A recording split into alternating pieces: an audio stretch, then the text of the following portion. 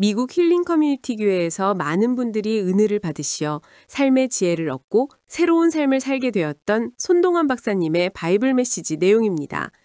병들어 죽은 자는 언제 육체의 부활을 하고 어떤 모습일까라는 주제로 함께 은혜 나누겠습니다.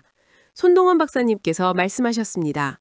The resurrection of the body is the ultimate hope that transforms our understanding of life and death. 이 말씀은 육체의 부활이 우리의 삶과 죽음에 대한 이해를 완전히 바꾸는 궁극적인 소망이라는 뜻입니다. 이 소망은 우리로 하여금 현재의 고난 속에서도 하나님의 약속을 바라보게 합니다. 맞습니다.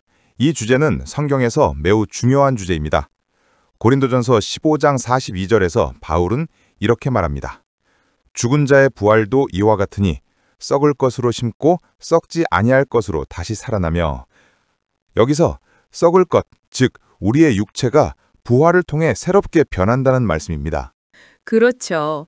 손동환 박사님께서도 이 말씀을 강조하시며 부활의 신비를 설명하셨습니다. 본론으로 들어가서 첫째, 부활은 하나님의 약속입니다.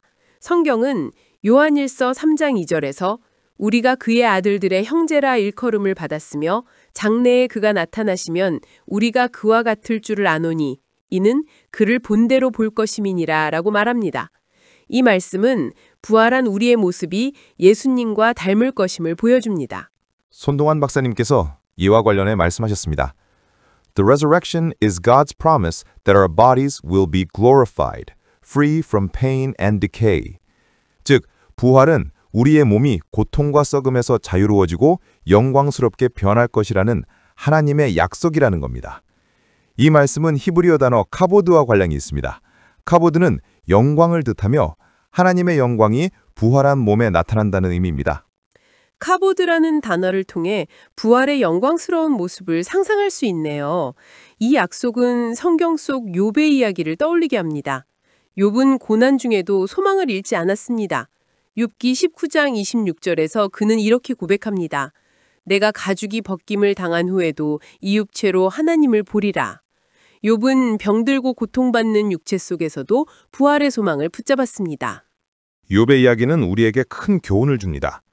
그는 고난 속에서도 하나님의 약속을 믿었고 결국 부활의 소망을 통해 승리했습니다. 이는 우리가 어떤 상황에서도 하나님의 약속을 신뢰해야 함을 보여줍니다. 두 번째 핵심 메시지는 부활의 시기입니다. 데살로니가전서 4장 16절은 이렇게 말합니다. 주께서 호령과 천사장의 소리와 하나님의 나팔로 친히 하늘에서 강림하시리니 그리스도 안에서 죽은 자들이 먼저 일어나리라. 이 말씀은 예수님의 재림 때 부활이 이루어진다고 분명히 전합니다. 손동환 박사님께서도 이 점을 강조하셨습니다. The resurrection is in God's perfect plan, revealed at the second coming of Christ. 즉, 부활의 시기는 예수님의 재림 때 하나님의 완벽한 계획 안에서 이루어진다는 것입니다. 여기서 헬라어 단어 파루시아를 생각해 볼 수 있습니다. 파루시아는 예수님의 재림을 의미하며 부활의 결정적인 순간을 가리킵니다. 파루시아라는 단어는 부활의 시기를 기대하게 만드네요. 이와 관련해 다니엘을 떠올릴 수 있습니다. 다니엘 12장 2절에서 땅의 티끌 가운데서 자는 자 가운데서 많이 깨어나 영생에 이르고 많이 치욕을 당하여 영원히 부끄러움을 당하리라 라고 나옵니다. 다니엘은 하나님의 때에 부활이 이루어질 것을 예언하며 소망을 전했습니다. 다니엘의 예언은 하나님의 주권과 때를 신뢰하라는 교훈을 줍니다. 우리는 부활의 시기를 알 수 없지만 하나님의 계획을 믿고 기다려야 합니다. 세 번째 핵심 메시지는 부활한 몸의 모습입니다. 고린도전서 15장 43절은 이렇게 말합니다. 약한 것으로 심고 강한 것으로 다시 살아나며 영광 없는 것으로 심고 영광 있는 것으로 다시 살아나니라. 부활한 몸은 영광스럽고 강하며 더 이상 병들거나 약하지 않습니다. 손동환 박사님께서 말씀하셨습니다. Our resurrected bodies will reflect the glory of God, perfected in strength and beauty. 즉, 부활한 우리의 몸은 하나님의 영광을 반영하며 강함과 아름다움으로 완성된다는 것입니다. 이와 관련해 라틴어 단어 글로리아를 떠올릴 수 있습니다. 글로리아는 영광을 뜻하며 부활한 몸이 하나님의 영광을 드러낸다는 의미입니다. 글로리아라는 단어는 정말 감동적이네요. 이와 관련해 예수님의 부활을 생각해 봅니다. 누가복음 24장 39절에서 부활하신 예수님께서 제자들에게 말씀하십니다. 내 손과 발을 보고 나인 줄 알라. 또 나를 만져보라. 예수님의 부활하신 몸은 제자들에게 실제로 나타났고 이는 우리 부활의 모습이 실제적이고 영광스러울 것임을 보여줍니다. 예수님의 부활은 우리의 부활이 단순한 영적 사건이 아니라 실제적이고 영광스러운 변화를 동반함을 가르쳐줍니다. 이는 우리에게 큰 소망을 줍니다.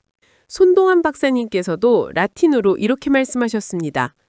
In resurrectione, corpus nostrim, glorificatur. 이는 부활에서 우리의 몸이 영광스럽게 된다는 뜻입니다. 이 말씀은 우리의 부활한 몸이 하나님의 영광을 온전히 드러내며 병이나 고통에서 완전히 자유로워질 것임을 강조합니다. 이 라틴어 메시지는 우리의 부활이 단순히 생명 연장이 아니라 하나님의 영광을 담는 그릇이 됨을 보여줍니다. 이는 우리 삶에 큰 소망과 목적을 부여합니다. 말씀을 듣고 생활에 적용할 수 있는 실천 원칙 3가지입니다. 첫째, 부활의 소망을 굳게 붙잡습니다. 히브리서 11장 1절은 믿음은 바라는 것들의 실상이요 보이지 않는 것들의 증거니라 라고 말합니다. 이 말씀은 부활의 소망을 믿음으로 붙잡아야 함을 가르칩니다. 매일 이 소망을 묵상하며 살아갑니다. 둘째, 부활의 약속을 전합니다. 마태복음 28장 19절에서 예수님께서 너희는 가서 모든 민족을 제자로 삼아라고 말씀하셨습니다. 부활의 소망을 전하며 다른 이들에게도 이 기쁜 소식을 나눕니다. 셋째, 영광스러운 삶을 준비합니다. 빌립보서 1장 21절에서 바울은 내게 사는 것이 그리스도니 죽는 것도 유익함이니라고 고백합니다. 부활을 준비하며 그리스도를 닮는 삶을 살아갑니다. 선동환 박사님 바이블 메시지 들으시는 여러분, 결론적으로 예수님께서 요한복음 11장 25절에서 말씀하셨습니다. 나는 부활이요 생명이니 나를 믿는 자는 죽어도 살겠고. 이 말씀은 부활의 소망이 예수님 안에 있음을 분명히 보여줍니다. 이 소망을 붙잡고 결단하며 매일 예수님을 따라 살아가는 삶을 선택합시다. 이 모든 말씀을 통해 부활의 소망을 깊이 묵상하며 하나님의 약속을 신뢰하는 삶을 살아갑시다. 이제 기도로 은혜를 나누겠습니다. 하나님 아버지, 오늘 부활의 소망을 통해 저희에게 큰 위로와 힘을 주심에 감사드립니다. 이 소망을 굳게 붙잡고 주님을 따라 살아가게 하시옵소서. 우리의 삶이 주님의 영광을 드러내는 도구가 되게 하시옵소서. 이 모든 말씀을 주님 되신 예수 그리스도의 이름으로 기도드립니다. 아멘.